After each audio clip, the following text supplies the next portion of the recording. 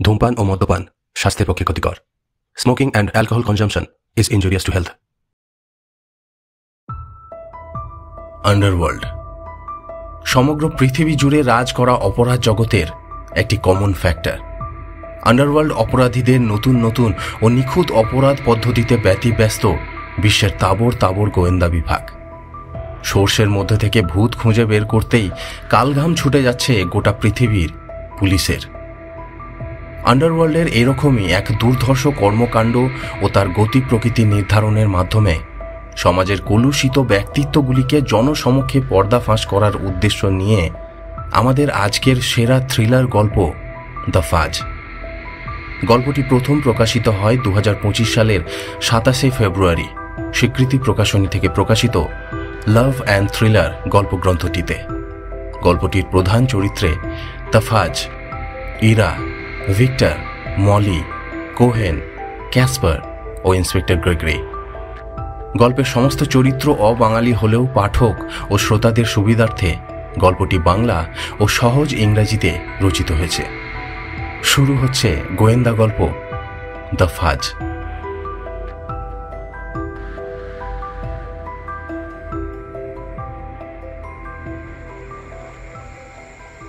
দক্ষিণ ভারতের কোনো এক অজানা পাহাড়তলি।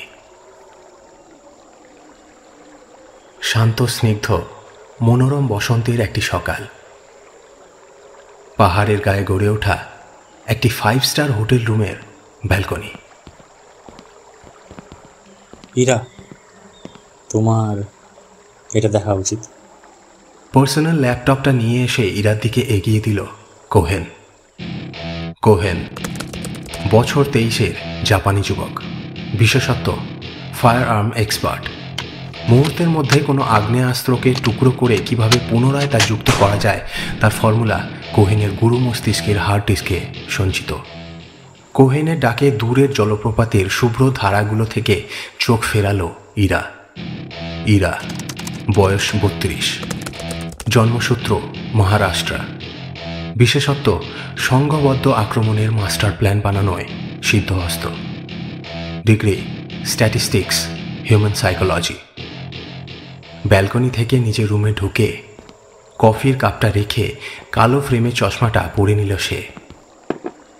পাশে চেয়ারে বসে শান্তভাবে ল্যাপটপটা নিয়ে বসল। কোহেন বলে উঠল, I think he is the fourth man.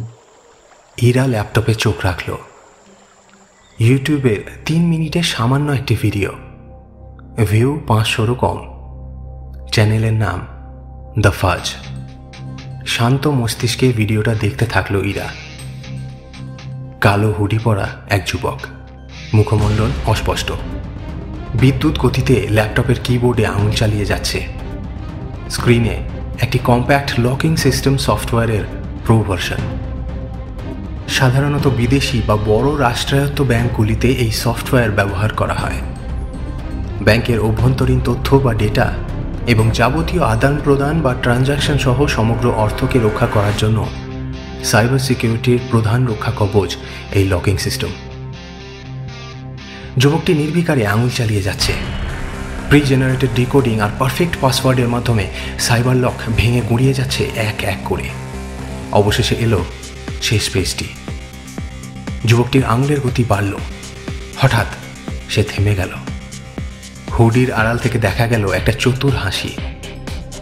তারপর এক আঙুলে কিবোর্ডে টিপল এন্টার। কম্পিউটার স্ক্রিনে লেখা ভেসে এলো জ্যাকপট, অর্থাৎ লকিং কোড ব্রেক হয়ে গেছে। ইরার দুপাশে এসে ইতিমধ্যে ল্যাপটপের স্ক্রিনে চোখ রেখেছে মলি আর ভিক্টর। মলি বয়স 29, জন্ম Najafgarh, Delhi, degree MBBS, general physician, general surgeon. বিশেষত্ব স্বল্প সময়ের মধ্যে গুরুতরভাবে আহত মানুষকে বাঁচিয়ে তোলা। এক্সট্রা কারিকুলার কমব্যাট ফাইটিংয়ে দক্ষ। ভিক্টর বয়স 33, জন্ম মাদুরাই, তামিলনাড়ু, বিশেষত্ব মাস্টার ইন মার্শাল আর্টস। যে কোনো পরিস্থিতিতে অস্ত্র ছাড়াই শত্রুকে কুপঘাত করতে অভ্যস্ত। সুপার স্কিল্ড বলে উঠল ভিক্টর। Schedule the game. তবে কোহেন, আগে দেখে নিও এজেন্ট কিনা। বলে উঠল ইরা। মাস 6 আগের কথা। আন্ডারওয়ার্ল্ডের কুখ্যাত র্যাকেটগুলির মধ্যে একটি বড় অংশ জুড়ে বিরাজ করছে সাইবার প্রতারণা বা cyber crime.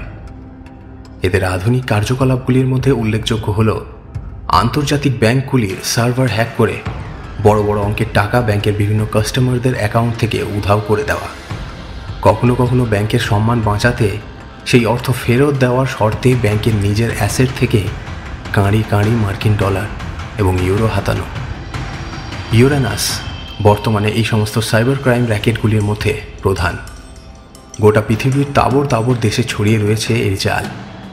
Europe, America, Russia, এমনকি ভারতীয় উপমহাদেশও এর জালের নাগাল থেকে বাঁচতে পারেনি।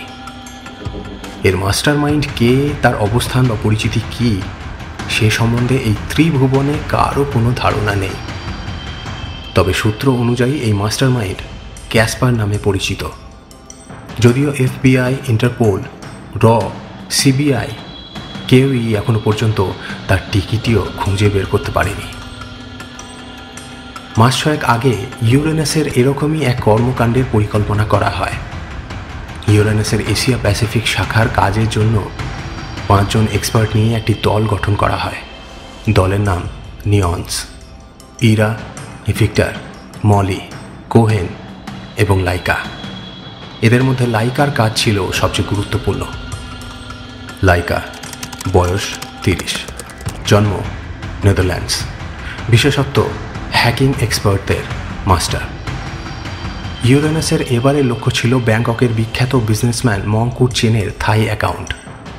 বিখ্যাত আন্তর্জাতিক ব্যাংক ইস্টার্ন উডসের সাউথ ইস্ট এশিয়া শাখাটি ছিল তাদের এবারে টার্গেট প্লেস। নির্ধারিত দিনে অভিযান চলল। টিম লিডার ইরার পরিকল্পনায় কোনোবারই কোনো ফাঁক থাকে না। ওরা ব্যাংকে প্রবেশ করল। প্রতিবারের মতো এবারও সবকিছু নির্ভুলভাবে চলছিল।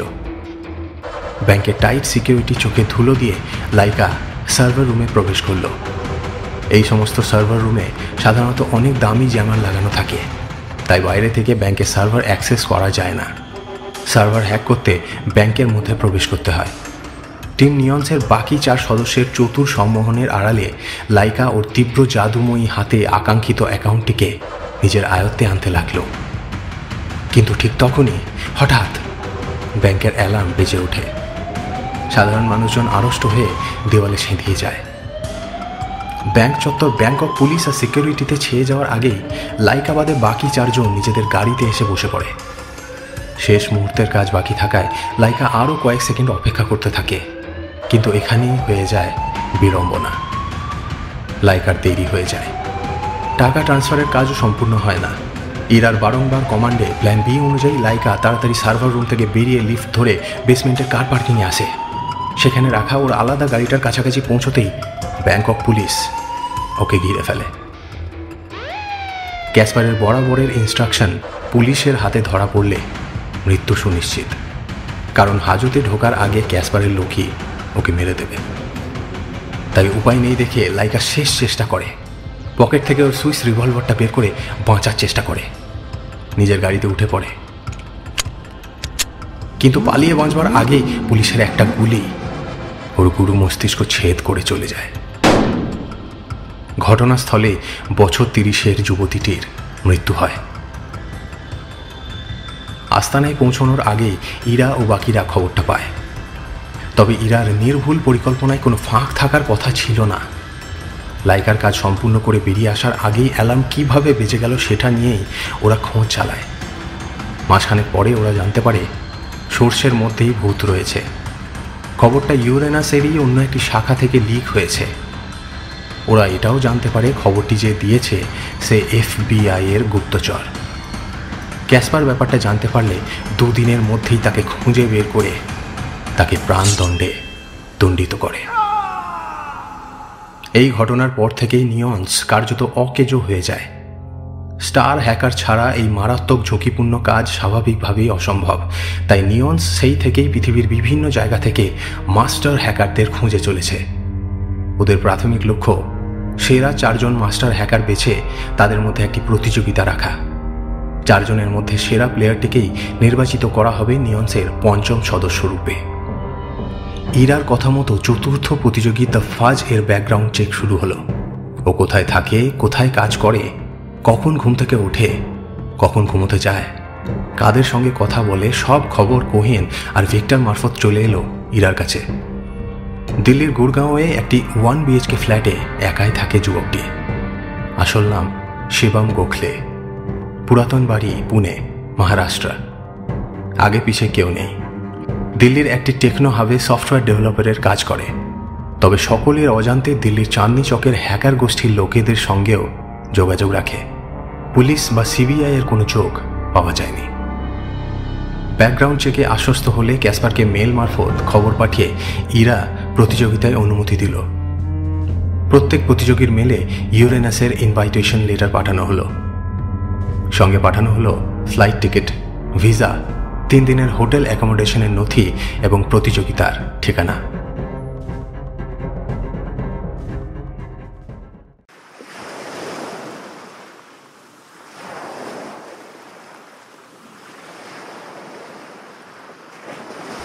সিঙ্গাপুর, রাত 1টা।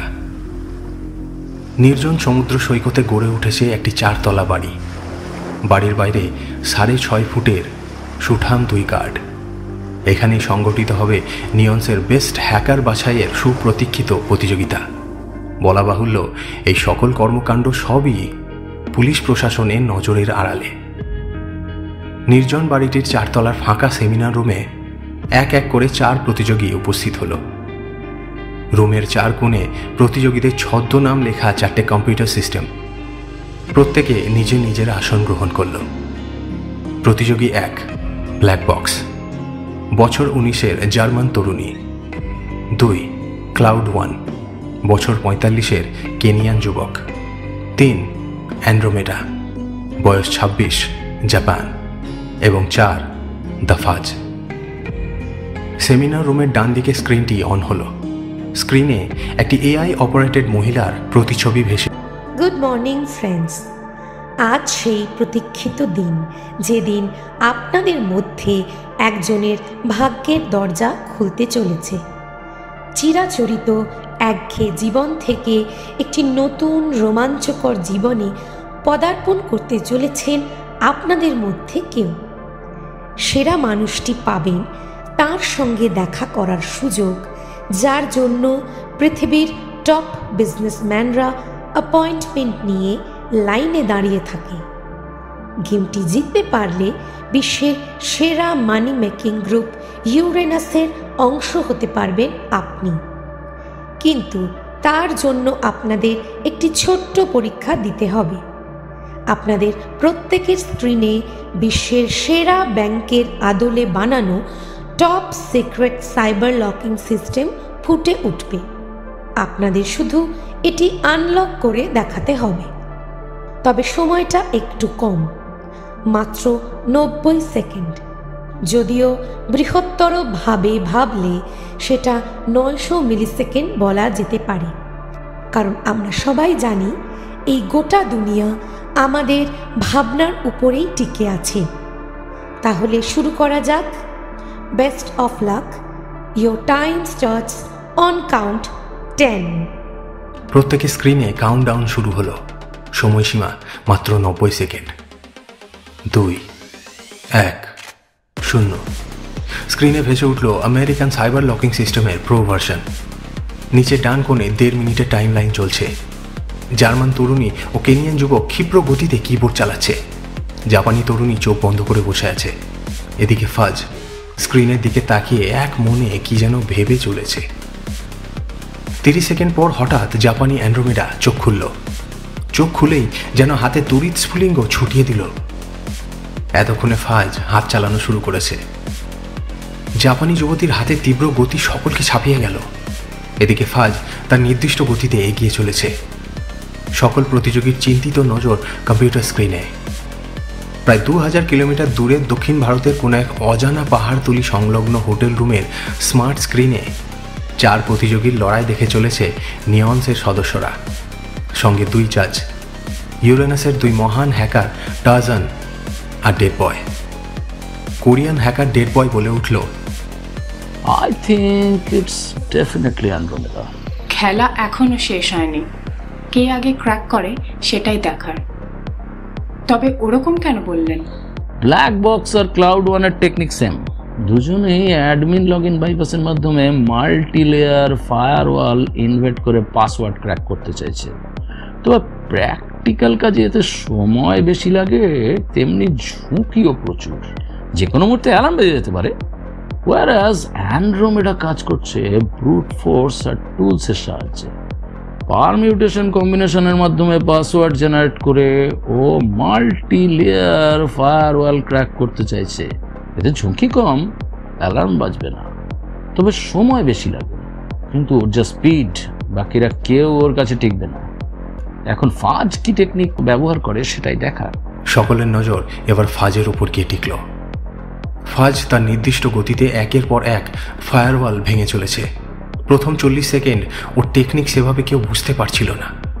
এবার ওর এক বিশেষ পদ্ধতি দেখে হাঙ্গেরিয়ান জাজ টারজান বলে উঠল, oh my god, is genius. SQL injection. খুব কম হ্যাকারকে এটা ব্যবহার করতে দেখেছি, তবে কম্পিটিশনে তো কাউকে দেখিনি। অ্যালার্ম বাজার রিস্ক নেই, তবে সাকসেস রেট অনেক কম থাকে এতে। হ্যাকিংয়ের লেটেস্ট টেকনিক, তাই কম্পিটিশন জিততে কেউ রিস্ক নেয় না এটা ব্যবহার করার। দেখা যাক। ঘড়ির কাঁটা এগোচ্ছে, আর মাত্র 15 সেকেন্ড। তখনই হঠাৎ অ্যান্ড্রোমেডার স্ক্রিনে সবুজ লাইট জ্বলে উঠল। আনন্দে লাফিয়ে উঠল সে। উৎসাহিত হবে নাই বা কেন? মাত্র 45 সেকেন্ডে একটা multi layer pro cyber locking সিস্টেমকে হ্যাক করে নিয়েছে সে। এরপরই কেনিয়ান আর জার্মান হ্যাকারদের কম্পিউটার লাল বাতি সংকেত দিয়ে উঠল। অর্থাৎ ফায়ারওয়াল ক্র্যাক করার সময় তাড়াহুড়োতে ওরা ব্যাংকের অ্যালার্ম বাজিয়ে ফেলেছে। কার্যত দুজনেই ডিসকোয়ালিফাইড। বাকি রইল ফাজ। ওর হাতের আঙুল থামবার নাম নিচ্ছে না, তীব্র গতিতে ছুটে চলেছে। এ যেন জীবন মরণের একটা লড়াই। আর মাত্র 5 সেকেন্ড। 4, 3, 2, green light. ফাজ ক্র্যাক করে ফেলেছে। তবে ওর সেরকম কোনো উল্লাস নেই। সেই চেনা হুডির আড়ালে শুধুমাত্র একটা বাঁকা হাসি। সেমিনার রুমের লার্জ স্ক্রিনে এবার এআই অপারেটেড সেই মহিলার প্রতিচ্ছবি ভেসে উঠল। Well done everyone. সকলে খুব ভালো খেলেছেন, সকলে নিজেদের 100% দিয়েছেন। কিন্তু আনফর্চুনেটলি ব্ল্যাক বক্স আর ক্লাউড ওয়ান ডিসকোয়ালিফাইড হয়ে গেছেন। তবে মন খারাপ করবেন না, ইউরেনাস আবার আপনাদের কাছে পৌঁছে যাবে সঠিক সময়ে। আপনাদের অনুরোধ করা হচ্ছে নিজেদের হোটেল রুমে ফিরে যেতে। জার্মান তরুণী এবং কেনিয়ান যুবক চলে গেল। স্ক্রিনের কৃত্রিম সুন্দরী যুবতী আবার বলে উঠল, কংগ্রাচুলেশনস অ্যান্ড্রোমেডা অ্যান্ড দ্য ফাজ। আপনারা দুজনেই বিজয়ী। তবে আজকের প্রতিযোগিতায় কে সেরা তা জানতে আপনাদের কাল সকাল পর্যন্ত অপেক্ষা করতে হবে। আপনাদের পুরস্কার আপনাদের হোটেল রুমে পৌঁছে দেওয়া হবে। তখনই জানতে পারবেন ইউরেনাস আপনাদের মধ্যে কাকে অন্তর্ভুক্ত করেছে। ধন্যবাদ। স্ক্রিন অফ হয়ে গেল। ফাজ আর অ্যান্ড্রোমেডা করমর্দন করে নিজের হোটেলের দিকে পা বাড়ালো। এদিকে জাজেরা নিজেদের ফলাফল নিয়ে তৈরি। কোরিয়ান জাজ ডেড বয় বলে উঠল, রীতিমতো রোমাঞ্চকর প্রতিযোগিতা। অনেক কম্পিটিশন জাজ করেছি, তবে এরকম ফলাফল কোনোদিন আসেনি। আমার বন্ধু টারজান রীতিমতো দ্বিধাগ্রস্ত। যাই হোক, মূল কথায় আসি। আমরা দুজনে সম্মিলিতভাবে কোনো একজনকে সিলেক্ট করতে পারিনি। আমার ভোট গিয়েছে অ্যান্ড্রোমেডার দিকে, টারজান সিলেক্ট করেছে ফাজকে। এখন একটাই উপায়, নিয়ন্সের টিম লিডার এদের দুজনের মধ্যে যাকে ভোট দেবেন সেই হয়ে যাবে নিয়ন্সের 5ম সদস্য। সবকিছু শুনে ইরা উঠে দাঁড়ালো। ব্যালকনিতে গিয়ে দূরের সেই ঝর্ণাটার দিকে শান্তভাবে তাকিয়ে থাকলো। তবে ওর 2 হাতের আঙুলের একে অপরের প্রতি তীব্র ঘর্ষণ বুঝিয়ে দিল ওর মধ্যে এখন কতটা তীব্র উদ্বেগ কাজ করছে। মিনিট 2 চুপচাপ চিন্তা করে নিঃশব্দে ও 2 জাজের সামনে এসে বসল।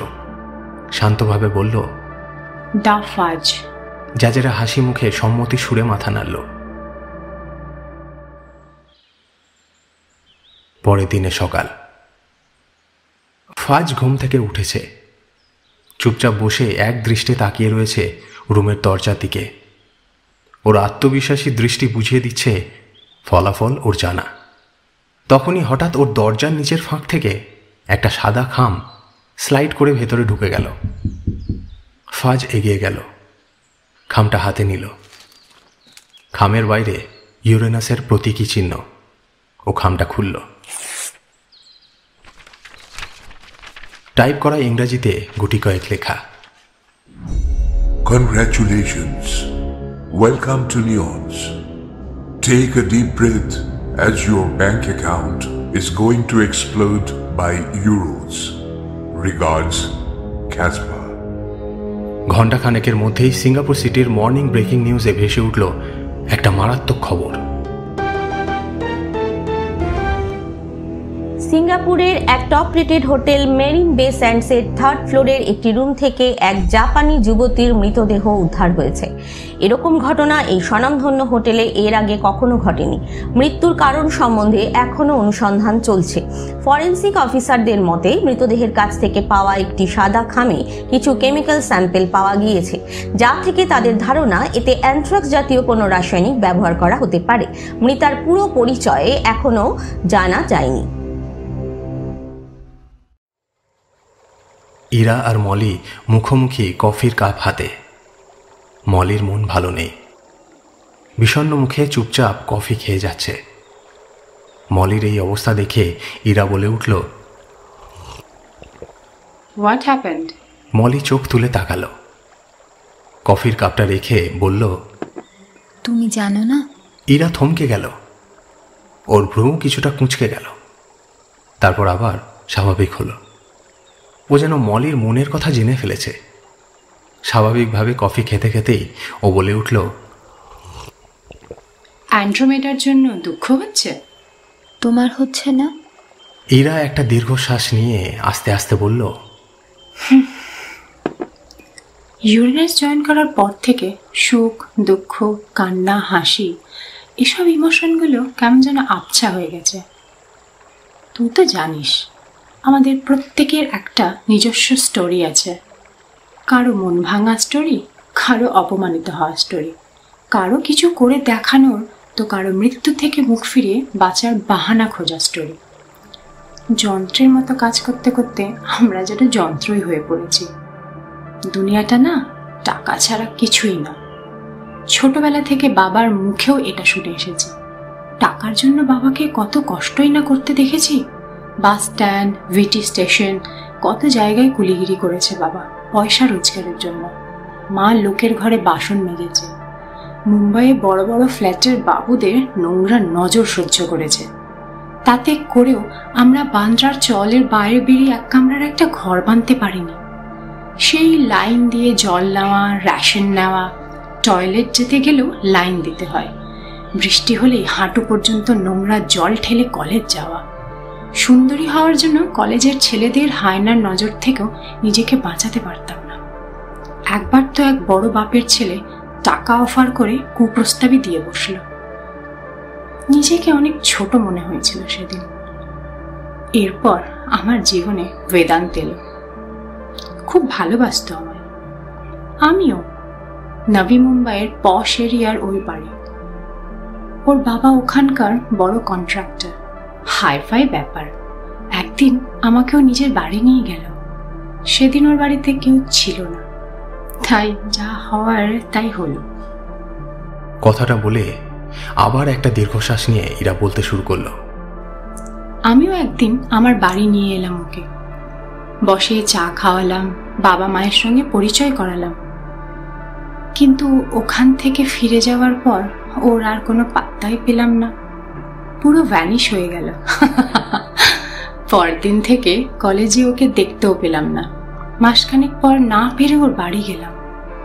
জানতে পারলাম ওর বিদেশ যাওয়াটা কমাস আগে থেকেই ঠিক হয়েছিল। সিকিউরিটি ডেকে ঘাড় ধাক্কা দিয়ে বের করে দিল আমায়। মলি চুপচাপ ইরাকে শুনে চলেছে। ও আশ্চর্য হলো, কথাগুলো বলতে বলতে ইরার চোখের কোণ দুটো একবারের জন্যও আর্দ্র হলো না। ইরা আবার বলে উঠল, এরপরে ইউরেনাসের খবর পেলাম। ওদের কার্যকলাপ বোঝার চেষ্টা করলাম, ইউটিউব ভিডিও বানালাম। 2 বছর খাটলাম, একদিন ডাক পেলাম। প্রতিযোগিতা জিতলাম। বছর খানিক পরে বেদান্তের বাড়ির সামনাসামনি একটা 40 কোটি 3 BHK গিফট করলাম বাবা মাকে। মলি বিব্রতভাবে বলে উঠল, কিন্তু তুমি এসব আমায় কেন বলছো? ইরা চেয়ার ছেড়ে উঠে ব্যালকনির দিকে এগিয়ে গিয়ে দাঁড়ালো। তারপর পেছনে ঘুরে বলল, বলছি এটা বোঝানোর জন্য যে ইউরেনাস লোকে এমনি এমনি জয়েন করতে চায় না। যারাই জয়েন করে তাদের প্রত্যেকের নিজস্ব একটা আলাদা গল্প থাকে। যাদের কাছে অর্থের গুরুত্ব নিজের জীবনের থেকে বেশি হয়ে দাঁড়ায়, তারাই এখানে আসে। তোর নিজের কথা ভাব না, তুই কি পয়সার জন্য এখানে জয়েন করিসনি? যদিও তোর রিক্রুটমেন্ট এই পদ্ধতিতে হয়নি, কারণ ডাক্তারদের এই প্রফেশনে আসার হার কম। অ্যান্ড্রোমেডাও আমাদের থেকে আলাদা নয়। ইউরেনাসের আমন্ত্রণ গ্রহণ করার সময়ই ওরা প্রত্যেকে মেন্টালি প্রিপেয়ার্ড হয়ে এসেছিল। ও হয়তো বুঝেই গিয়েছিল প্রতিযোগিতা ওকে জিততেই হবে। ওর কাছে দুটোই পথ ছিল, জয় না হয় মৃত্যু। কিন্তু কেন? ও তো ভালো একজন প্রতিযোগী ছিল। ফাজের সঙ্গে সেও তো জিতেছিল। ক্যাসপার পরেও তো ওকে ব্যবহার করতে পারত। সেটা হয় না মলি। তুই ভালো করেই জানিস বর্তমানে হ্যাকারদের মার্কেটে কতটা ডিম্যান্ড রয়েছে। গতকালের কম্পিটিশনের ভিডিও আন্ডারওয়ার্ল্ডে অ্যাভেলেবল। অন্যান্য গ্রুপগুলো ওদের পারফরমেন্স দেখেছে। ইউরেনাস ছেড়ে দিলেই হয়তো অন্য কোনো গ্রুপ ওকে লুফে নিত। তখন অন্য গ্রুপের হয়ে ও ইউরেনাসেরই বিরুদ্ধে কাজ করত। ইউরেনাস কখনোই সেটা হতে দেবে না। প্রফিট ছাড়া ক্যাসপার ব্যবসা করে না। তাহলে বাকি দুজনকে ছেড়ে দেওয়া হলো কেন? বাকি দুজনের পারফরমেন্স তুই দেখিসনি? ওদের ইউরেনাস কি কোনো গ্রুপই নেবে না, যতদিন না ওরা নিজেদের হ্যাকিং টেকনিক বদলায়। কাম ডাউন গার্লস, দেখো আমাদের সামনে কে এসেছে। দরজার সামনে দাঁড়িয়ে বলে উঠল ভিক্টর। ওরা দুজনেই দরজার দিকে তাকালো। ভিক্টরের সঙ্গে দাঁড়িয়ে প্রায় 6 ফুট উচ্চতার কালো হুডিযুক্ত পুল ওভার পরিহিত এক ব্যক্তি। শক্ত চিবুকের মুখে একটা পরিচিত বাঁকা হাসি।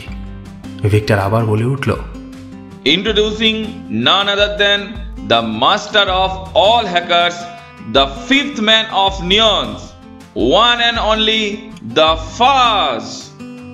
ফাজকে দেখা মাত্রই ইরার মুখে হাসি ফুটল। হাততালি দিতে দিতে ও সামনে এগিয়ে এসে বলল, না, আমার কামটা তো আগেই জেনেছি। এবার মানুষটার মুখটাও যদি দেখতে পেতাম। ঘোমটাটা খোলোই না বন্ধু, নিজেদের মধ্যে লজ্জা কিসের? ফাজ ধীরে ধীরে নিজের হুডিটা খুলে ফেলল।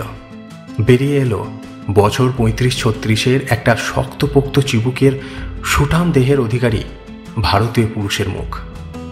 ওর ঘোলা কয়লা চোখ দুটো মেপে নিতে লাগলো ঘরে উপস্থিত প্রত্যেককে। ইরাও এক দৃষ্টে অনেকক্ষণ তাকিয়ে রইল ফাজের দিকে, যেন কিছু একটা খোঁজার চেষ্টা করলো ওর মধ্যে।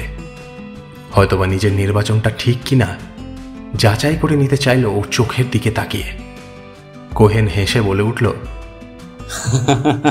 কি হলো, চোখ দিয়েই মেরে ফেলবে নাকি? Let me introduce him with everyone. বলেই সকলের সঙ্গে ওর পরিচয় করিয়ে দিতে লাগলো।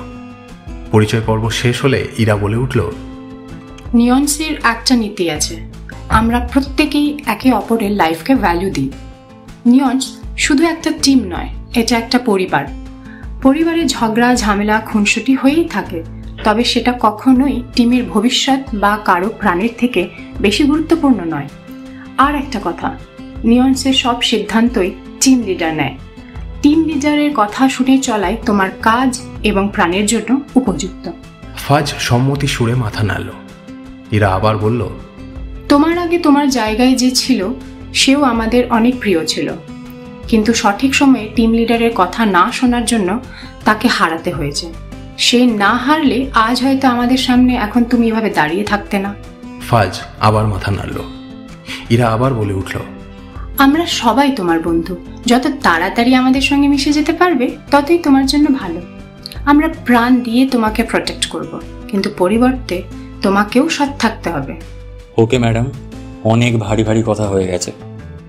এবার আমাদের বন্ধুকে একটু রেস্ট নিতে দাও সকলে। আসলে অনেক জার্নি করে এসেছে না। Why not, relax. এখন বিশ্রাম করো, লাঞ্চে দেখা হবে। ইরা, কোহেন, ভিক্টর ও মলি নিচে রেস্টুরেন্টে ফাজের জন্য অপেক্ষারত। ইরা উৎসুক চোখে সিঁড়ির দিকে বারবার তাকাচ্ছে। তখনই সাদা হাওয়াই শার্ট আর ব্যাক ব্রাশ করা চুলের ফাজকে সকলে নেমে আসতে দেখল। চোখে একটা গোল ফ্রেমের কালো সানগ্লাস। ওর পেশিবহুল স্লিম লোমশ শরীর দেখা মাত্রই আশেপাশের সকল মহিলা মহলের মধ্যে মৃদু একটা গুঞ্জন ছড়িয়ে গেল। কোহেন গলা খাঁকারি দিয়ে বলে উঠল, ইরা ম্যাডাম, আপনি কি কিছু বলবেন? ইরা কিছু না বলে মৃদু হাসল। মলি বলে উঠল, এইবার বুঝতে পারলাম এতদিন আমার মনে ছেলেদের প্রতি কোনো রকম ফিলিং জন্মায়নি কেন। এর আগে এরকম কাউকে সামনাসামনি কোনোদিন দেখিনি বলেই হয়তো। তা আমরা কি বানের জলে ভেসে এসেছি? না, মানে তোমরাও পুরুষ, কিন্তু সেরকমভাবে কোনোদিনই মনে হয়নি। তোমাদের তো দাদার ভাইয়ের চোখেই দেখেছি। কোহেন হো হো করে হেসে উঠল। ভিক্টর কিছু না বলে প্লেট পেতে খাওয়া শুরু করে দিল। ইরা এক দৃষ্টিতে ফাজের দিকে তাকিয়ে। ফাজ ডাইনিং চেয়ারে এসে বসল। সসম্ভ্রমে বলল, good afternoon everyone. Don't be so formal, বলে উঠল ইরা। ওরা লাঞ্চ শুরু করলো। মলি বলে উঠল, আচ্ছা ফাজ, তোমার নাম ফাজ হলো কিভাবে? ফাজ নিঃশব্দে চেবাতে চেবাতে একবার মৃদু হাসল। তারপর বলল, ছোটবেলায় আমি জোড়া তাপ্পি দিতে খুব ভালোবাসতাম, সেটা কথায় হোক বা এক্সাম পেপারে।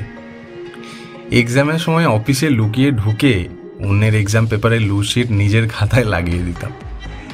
টিচার কিছু জিজ্ঞেস করলে বেশিরভাগ সময় ডিটেল অ্যান্সার মনে থাকতো না, তাই এদিক ওদিক ঘুরিয়ে জোড়া তাপ্পি দিয়ে দিয়ে উত্তর দিতাম, কিন্তু মূল অ্যান্সারটা কোনোভাবেই মনে পড়তো না। একজন টিচার তো আমার নামই রেখে দিল, তাপ্পি। কথাটা শুনে সবাই সমস্বরে হেসে উঠল। মলি প্রথমবার ইরাকে এভাবে হাসতে দেখল। ইরা হাসতে হাসতে বলে উঠল, তারপর আর কি, আমি দেখলাম রীতিমতো মান সম্মানের ব্যাপার। তাপ্পি ডাকটা শুনতে খুব একটা ভালো লাগতো না। যেতে আসতে রাস্তাঘাটে সবাই তাপ্পি তাপ্পি করে ডাকতো, তাই ভাবলাম এর একটা কিছু বিহিত করতেই হবে। তাপ্পিটাকে একটা ইংরাজি প্রতিশব্দ দিয়ে তাপ্পি দিয়ে দিলে যারা ওই নামে ডাকে তাদেরও মন ভরবে, আর আমারও খুব একটা খারাপ লাগবে না। তাই একদিন স্কুল যাওয়ার সময় নিজেই একটা কাগজে ফাজ লিখে পিঠে সাঁটিয়ে দিলাম।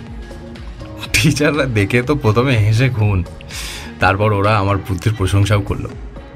ওরা সবাইকে বলে দিল আজ থেকে একে কেউ আর তাপ্পি বলে ডাকবে না, ওকে ডাকবে দ্য ফাজ বলে। ফাজে দ্য ফাজ হয়ে ওঠার গল্প শুনতে শুনতে সকলে খাওয়া ছেড়ে হেসে গড়াগড়ি খেতে লাগলো। ইরা হাসতে হাসতে ফাজের দিকে নিবিষ্ট মনে তাকিয়ে থাকলো। হয়তো দূরে কোথাও কোনো এক মরু প্রান্তরে বজ্রবিদ্যুৎ সহ এক পশলা বৃষ্টির সঞ্চার হলো।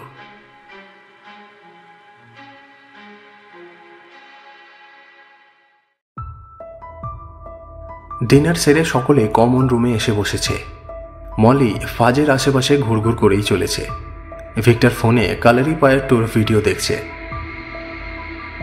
কোহেন ওর শর্ট গানটাকে খুলে পরিষ্কার করছে, তবে ইরার পাত্তা নেই।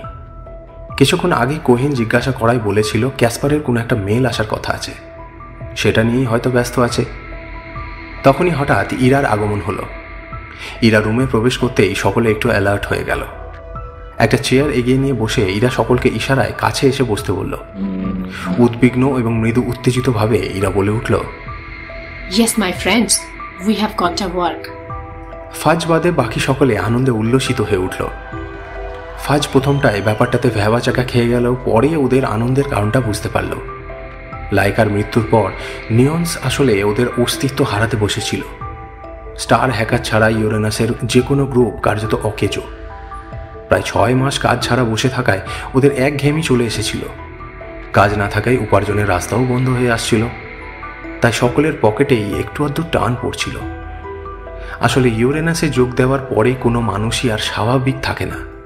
রীতিমতো বিলাসবহুল জীবনযাপনই সমস্ত কর্মীদের মাতিয়ে রাখে এবং সেটাই তাদের কাছে স্বাভাবিক জীবনযাপন হয়ে ওঠে। ইরার দেওয়া খবর তাই আবার বাকিদের জীবনে অক্সিজেন সঞ্চার করে দিল।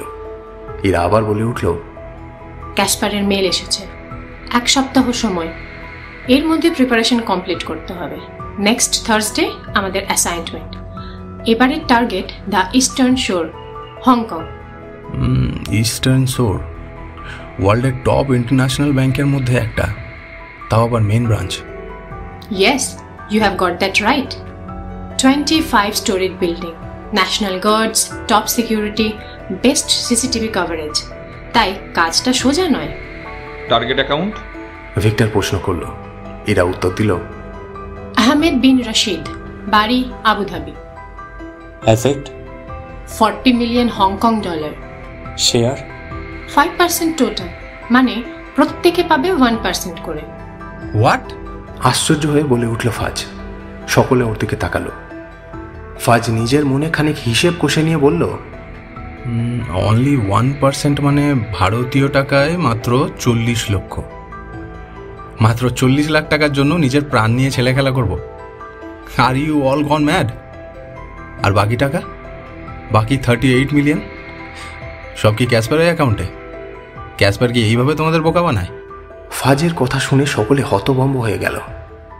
ওরা এর আগে কারো মুখে কোনোদিন এরকম কথা শোনেনি। আসলে ইউরেনাসের কোনো অপারেশনে ক্যাসপারের উপর কেউ কোনোদিন কিছু বলার সাহস করেনি, কারণ ক্যাসপার কোনোদিনই প্রশ্ন পছন্দ করেনি। ওর কাজ শুধু অর্ডার করা, বাকিদের কাজ সেটা মেনে চলা। না মেনে চলে যে উপায় নেই। ফাজের কথার উত্তরে ইরা বলে উঠল, তুমি সবে নতুন রিক্রুট হয়েছ, ইউরেনাসের কার্যকলাপ সম্বন্ধে তোমার আইডিয়া নেই, তাই এইভাবে বলছো। নেক্সট টাইম এরকম কথা দ্বিতীয়বার বলবে না, দেওয়ালেরও কান আছে। কিন্তু কেন? ধরতে গেলে পুরো কাজের 90%ই আমি করছি, সেখানে 50 না হোক 10% তো আশা করাই যায়। এতে অপরাধ কিসের? ফাজ, তুমি ভুলে যাচ্ছ ইউরেনাসের তোমাকে নয়, তোমার ইউরেনাসকে দরকার। এভাবে পয়সা রোজগার করতে গেলে ইউরেনাসের সাহায্য ছাড়া আমরা অচল। সব মানলাম, তবে তাই বলে আমরা কি এটুকুও দাবি করতে পারি না? আরে আমরা তো আর বাইরের কেউ নই, ইউরেনাসের হয়েই তো কাজ করছি। তোমার কথায় যুক্তি আছে মানছি, কিন্তু ক্যাসপারকে কেউ প্রশ্ন করে না। কিন্তু কেন? এই কেনর কোনো উত্তর নেই। তবে এটা বুঝে নাও, ক্যাসপারকে কোনো প্রশ্ন করা বা তার অর্ডার না মানা স্বেচ্ছামৃত্যুকে হাতছানি দিয়ে ডাকার সমান। ইরা, তোমরা ভুলে যাচ্ছ আমাদের যেমন টাকার দরকার তেমনি ক্যাসপারেরও দরকার। আমরা কাজ করবো না বললে ক্যাসপার আমাদের কথা অবশ্যই শুনবে। তুমি শেয়ার 10% করতে বলো, তাহলে অ্যাটলিস্ট সকলে 2% করে তো পাবো। ফাজের কথাবার্তা শুনে মলি বলে উঠল, এ কাকে নিয়ে এসেছো হীরা? এ তো পুরো বদ্ধ পাগল। বলে কিনা ডিমান্ড ডাবল করে দাও। আরে তোমার মাথা খারাপ হয়েছে? এ কথা বললে কাল সকালে এখান থেকে আমরা না, আমাদের লাশ বেরোবে। ফাজ ঠিকই বলেছে, ভিক্টর বলে উঠল। ইরা বিস্মিত মুখে ভিক্টরের দিকে তাকালো। হ্যাঁ, আমি ফাজের সঙ্গে একমত। দীর্ঘদিন নিজেদের শুধুমাত্র আমরা কর্মী হিসেবেই ভেবে এসেছি।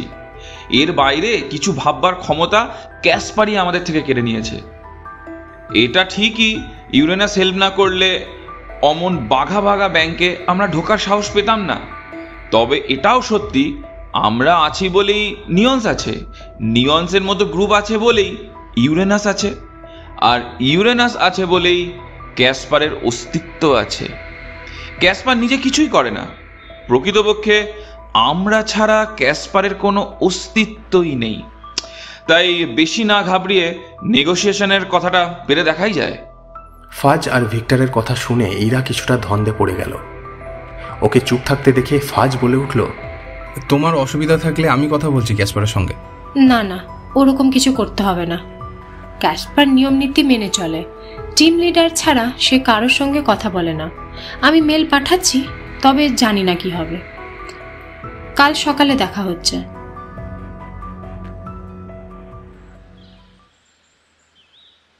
সকাল হয়েছে। চা আর কফি হাতে প্রত্যেকে কমন রুমে এসে বসেছে।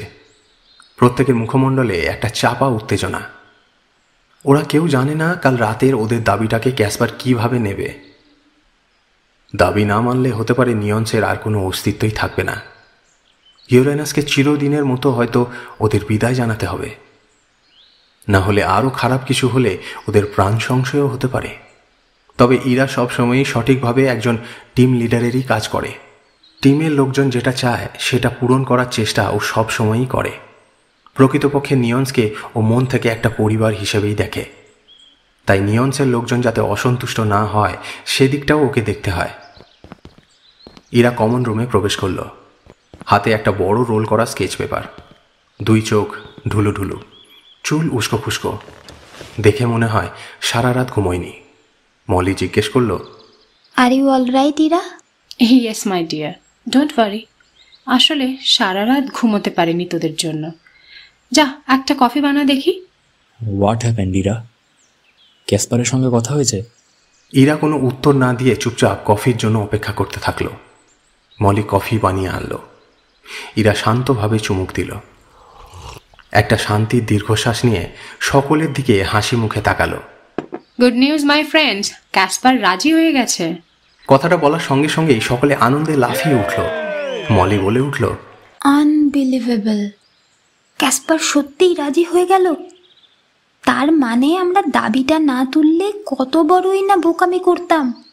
আমরা নয়, ফাজ দাবিটা না তুললে, বলে উঠল ভিক্টর। ও আবার বলল, হ্যাঁ, ফাজ আমাদের চোখ খুলে দিয়েছে। সত্যি, এতদিন ধরে নিজেদের সঠিক পাওনাটার দাবি না করে আমরা অনেক বোকামির কাজ করেছি। Thank you Fuzz. We are very grateful to the almighty for having a companion like you. ভিক্টরের কথা শুনে ফাজ বলে উঠল, আরে আরে এত কিছু বলো না আমার জন্য। আমি তো শুধু নিজের ভালোর কথা ভেবেছি। All credit goes to our team leader, যে সারা রাত জেগে ম্যাটারটা সেটেল করলো। ওভাবে বলো না ফাজ, ভিক্টর ঠিকই বলছে। আমরা এভাবে তোমার মতো কোনোদিন ভেবেই দেখিনি। আসলে ইউরেনাসে জয়েন করার পর থেকে ক্যাসপারের ত্রাসই সবাইকে দমিয়ে রেখেছে। কেউ মুখ খোলার সাহসই পায় না। তবে নিজেদের প্রয়োজনে মাঝে মাঝে মুখ খুলতেও হয়। সেটা তুমি আমাদের মনে করিয়ে দিয়েছ। থ্যাঙ্কস আ লট। ইরা কফির কাপে চুমুক দিয়ে আবার বলে উঠল, রাতে মেল করার পর উদ্বিগ্নতায় মাথা ফেটে যাচ্ছিল, ঘুমোতেই পারছিলাম না। 5 মিনিট পর পর উঠে উঠে মেল চেক করছিলাম। ক্যাসপারও হয়তো অনেকটা ভেবেছে, তাই রিপ্লাই করতে করতে ভোর 3:30 বাজিয়ে দিল। তারপরে উঠে গেম প্ল্যান নিয়ে বসলাম। আপাতত একটা খসড়া বানিয়েছি। ইরা টেবিলের ওপর স্কেচ পেপারটা খুলে দিয়ে বলতে লাগলো, ইস্টার্ন শোর বিল্ডিং, কৌলুন সিটি, শহরের ব্যস্ততম এলাকা। 25 তলা বিল্ডিং, প্রত্যেক ফ্লোর নির্দিষ্ট কাজের জন্য সেপারেটেড। নিচের দিকের ফ্লোরগুলোয় অ্যাডমিনিস্ট্রেটিভ কাজ হয়, নান অফ আওয়ার বিজনেস। আমাদের কাজ 20, 24 আর 25 ফ্লোরের। ব্যাংকটা আছে 20th ফ্লোরে। Main server room 24th floor. 25th is the security control room. মানে মাথার ওপর মৃত্যু নিয়েই কাজ করতে হবে, এটাই এক্সপেক্ট করেছিলাম। ইয়েস মাই বয়, ক্যাসপার এমনি এমনি রাজি হয়নি। ওকে, কথাটা যখন উঠলই তখন ব্যাংকের সিকিউরিটি সিস্টেমটা নিয়ে বলে দিই। Main entrance, total 6 high resolution CCTV coverage. Entrance manned by 6 armed guards. All are Hong Kong garrison national guards. তাই ভুল হওয়ার কোনো জায়গা নেই। দুদিকে 2টো এক্সট্রা মেশিন, মাঝে বডি স্ক্যানার। তাই অন পার্সন কিছু নিয়ে যাওয়ার কোনো চান্স নেই। এক্সট্রা মেশিন দুটোতে high resolution dual view image আসে, তাই আগ্নেয়াস্ত্র নিয়ে যাওয়ারও চান্স নেই। তবে একটা সুবিধা হয়েছে, এই সমস্ত ডিটেকশন সিস্টেম ব্যাংকের লোকাল এরিয়া নেটওয়ার্ক বা ইন্টারনেটের সঙ্গে যুক্ত, তাই হ্যাক করার সুযোগ আছে। ব্যাংকের কনফিগারেশনটা বলো। 20 তলা, 4টে করে দুপাশে মোট 8টা লিফট। বেরিয়ে ডান দিকে মেন হল এন্ট্রান্স, 2 জোড়া arm guard, bank guards, garrison নয়। ঢুকে সোজা এনকোয়ারি কাউন্টার, তার ডান দিকের কোণে ক্যাশ কাউন্টার। এন্ট্রির বাঁ দিকে সোজা ল্যাবরেটরি। কিছুটা এগিয়ে বাঁ দিকে 20 তলা সিসিটিভি রুম। এনকোয়ারির ডান দিকে টেকনিক্যাল সাপোর্ট। মেন সার্ভারের অল ওভার অ্যাক্টিভিটি চেঞ্জেস এখান থেকেই অবজার্ভ করা হয়। সার্ভার রুমটা নিয়ে আলোচনা হোক। 24 তলায় সার্ভার রুম, এটাই আমাদের মেইন টার্গেট। ব্যাংক কর্তৃপক্ষ এর ভালনারেবিলিটি জানে, তাই এখানে ব্যাংক গার্ড নয়, গ্যারিসন কমান্ডার্স। রুমের এন্ট্রান্সের দুদিকে 2টো। এদের নিউট্রালাইজ না করলে সার্ভার রুমে ঢোকা যাবে না। আর সব থেকে খারাপ ব্যাপারটা হলো উপরের ফ্লোরে সিকিউরিটি কন্ট্রোল রুম। গোটা বিল্ডিং এ সিসিটিভি, সেফটি আর সিকিউরিটি কন্ট্রোলের জন্য প্রতি শিফটে 20 জন করে ব্যাংক গার্ডস রিজার্ভে থাকে। কোনো আওয়াজ শুনলেই খেলা শেষ। তবে সব থেকে মারাত্মক ব্যাপারটা এখনো বলিনি। সেটা কি? সার্ভার রুমের মধ্যেই 24/7 একটা করে গ্যারিসন কমান্ডো মোতায়েন করা থাকে। শুনে কোহেন মাথা চুলকে বলে উঠল, সার্ভার রুমে? ও মাই গড! হ্যাঁ, অর্থাৎ আমাদের নিউট্রালাইজ করতে হচ্ছে 3 গ্যারিসন সোলজার। এদের প্রত্যেকের হাতে অটোমেটিক অ্যাসল্ট রাইফেল থাকে। আচ্ছা, একটা প্রশ্ন, সার্ভার রুম 24 তলায়, তাহলে ব্যাংক 23 তলায় না হয়ে 20 তলায় কেন? যাতে পাগল বা ভবঘুরের অ্যাক্টিং করতে করতে কেউ উপরের তলায় না পৌঁছে যায়। 20 উপরের তলাগুলো সর্বসাধারণের জন্য অ্যাবান্ডান, তাই 24 তলায় যারা যাবে তাদের ওরা ধরেই নেবে অফিসিয়াল লোক, না হলে ট্রেসপাসার। বেশ, লেআউট সম্পর্কে তো আইডিয়া হলো, এবার প্ল্যানটা বলো, বলে উঠল ভিক্টর। কফির কাপে একটা দীর্ঘ চুমুক দিয়ে ইরা বলতে শুরু করলো, ব্যাংকের ওয়ার্কিং আওয়ার্স সকাল 9টা থেকে সন্ধে 5টা। এর আগে বা পরে সিকিউরিটি ব্রিচের সুযোগ কম, তাই আমরা ওয়ার্কিং আওয়ারেই অ্যাটাক করব। ব্রেক টাইম দুপুর 2টো। ব্রেক টাইমের ঠিক আগে সমস্ত কর্মী একটু টায়ার্ড থাকে, তাই ওটাই আমাদের লক্ষ্য হবে। তবে সময়সীমা মাত্র 25 মিনিট। যাওয়ার সময় আমরা 3টে গ্রুপে যাব, মলি অ্যান্ড কোহেন, আমি আর ভিক্টর অ্যান্ড ফাজ। তুমি একা যাবে। ফাজের ভ্যান প্রথম বেসমেন্টে কার পার্কিংয়ে ঢুকবে দুপুর 1:30টায়। ওখানে পৌঁছে ভ্যানে বসে সমস্ত জ্যামারগুলোকে ডিঅ্যাক্টিভেট করবে ইউরেনাসের জ্যামার ডিঅ্যাক্টিভেটিং ডিভাইসের মাধ্যমে। তবেই আমরা নিজেদের মধ্যে যোগাযোগ রাখতে পারবো। মলি আর কোহেনের গাড়ি ব্যাংকের উল্টো দিকের 4 লেনের পাশের কার পার্কিংয়ে থাকবে। মলি বেরিয়ে প্রথমে বিল্ডিংয়ে প্রবেশ করবে 8:35-এ। ব্যাংকে ঢুকে চারিদিকের আবহাওয়া জানাবে, তারপর টেকনিক্যাল সাপোর্টের ভদ্রলোককে টুকটাক কথা বলে একটা মিষ্টি পরিচয় পর্বে সূত্রপাত করবে। ফায়ার আর্মস কেবলমাত্র কোহেনের ব্যাগে থাকবে। অ্যাসেম্বল করা থাকলে বেশি জায়গা নেবে, তাই all arms and ammunition dismantle করে নিয়ে যাবে। ব্যাগ ভর্তি অস্ত্রশস্ত্র নিয়ে কোহেন এক্সরে পয়েন্ট আসবে দুপুর 1:38। তার আগে ফাজ 2টো এক্সরে ইমেজ হ্যাক করার জন্য পুরোপুরি প্রস্তুত থাকবে। কোহেন সিগন্যাল দিলে ফাজ হ্যাকিং শুরু করবে শুধুমাত্র 10 সেকেন্ডের জন্য। কোহেনের অস্ত্রভর্তি ব্যাগের পরিবর্তে একটা নর্মাল ব্যাগের ইমেজ প্রজেক্ট করবে। মনে রেখো, আর্মস ব্যাংকে না ঢুকলে আমাদের মিশন ওখানেই ফেল, তাই বি প্রিপেয়ার্ড। আবার এক চুমুক কফি খেয়ে ইরা আবার বলতে শুরু করলো, কোহেন ব্যাংকে ঢুকে গেলে আমি আর ভিক্টর ফ্রন্ট এন্ট্রান্স বেরোবো। ওদিকে কোহেন ব্যাংকের ওয়াশরুমে ঢুকে গানগুলো অ্যাসেম্বল করবে। আমি আর ভিক্টর 1:43 নাগাদ ব্যাংকে ঢুকবো। কোহেন, তোমার কাছে গান অ্যাসেম্বল করার সময় মাত্র 3 মিনিট। ব্যাংকে পৌঁছে ভিক্টর প্রথমে জেন্টস ল্যাবরেটরিতে গিয়ে নিজের আর্মস এমন নিয়ে নেবে, তারপর ওয়াশরুম গার্ডে থাকবে। কোহেন এরপর টয়লেটে প্রস্থেটিক মেকআপ করে মলির মতো একজন সুন্দরী নারী হয়ে উঠবে। কোহেন মলিকে একবার চোখ মেরে নিল। ইরা আবার বলতে শুরু করলো, এরপর ভিক্টর এটা আশ্বস্ত করবে জেন্টস থেকে লেডিস ওয়াশরুমে যাওয়ার সময় ওকে যেন কেউ না দেখে। এরপর আমি লেডিস ওয়াশরুমে ঢুকে আমার গানটা নিয়ে নেব। লেডি কোহেন, আমি আর ভিক্টর ওয়াশরুম থেকে বেরিয়ে আসবো 1:45 নাগাদ। আমি আর লেডি কোহেন 20 থেকে 24 তলায় লিফটে যাব। ভিক্টর ফায়ার এক্সিটের সিঁড়ি বেয়ে ধীরে ধীরে 24-এর দিকে আসতে থাকবে। ঠিক সেই সময়ের মধ্যে ফায়ার এক্সিট আর 24 তলা সার্ভার রুমের সামনে সিসিটিভি কভারেজ ফাজ হ্যাক করবে। হ্যাকিং টাইম দুপুর 1:47 থেকে 1:55।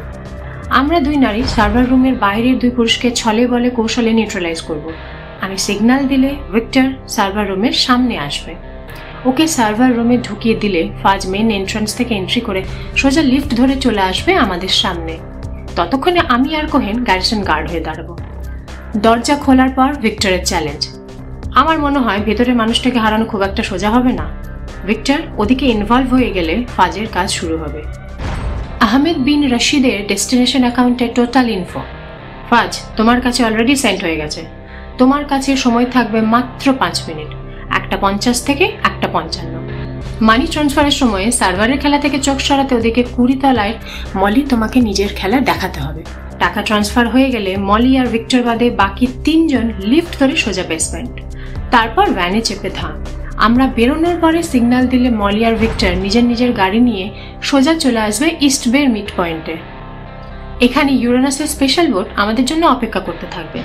এরপর নিয়ারেস্ট আইল্যান্ড থেকে হেলিকপ্টারে সোজা আমাদের এই ডেরায়।